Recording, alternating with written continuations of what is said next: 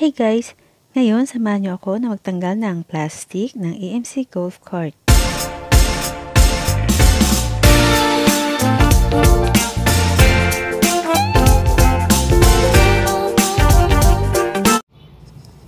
Hello guys! So, ngayon ay tatanggalin ko na ang mga plastic ng ating EMC golf cart ng NWOW. So, kagaya din ng ibang mga bagay na kapag bagong bili or kung may magregalo man sa atin, masarap yung magtatanggal ka ng gift wrap or kaya naman mag-unbox ka kung bagong dating yung mga items na in-order mo. So, ngayon, ayan na. Diba? Mas okay kasi yung plastic medyo madumi na. Kaya naman, ayan. Tingnan na yung mga plastic.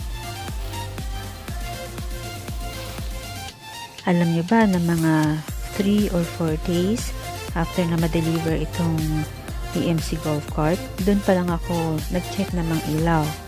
And nagulat ako kasi nga, akala ko may mga crack yung ilaw. So, yun, nung nilapitan ko, plastic lang naman pala. Kaya nga, naisipan ko na, yan, itong araw na to, magtatanggal ako ng mga plastic para mas makita yung liwanag ng ilaw. Also, yung itsura niya kapag wala ng, yan mga nakadikit na plastic. So, ayan, pagpasensya nyo na lang kasi medyo may kabagalan ako sa pagtanggal ng plastic dahil nga madikit. At isa nga lang yung kamay na ginagamit ko sa pagtanggal since isang kamay nakahawak naman sa cellphone ko. So, yan.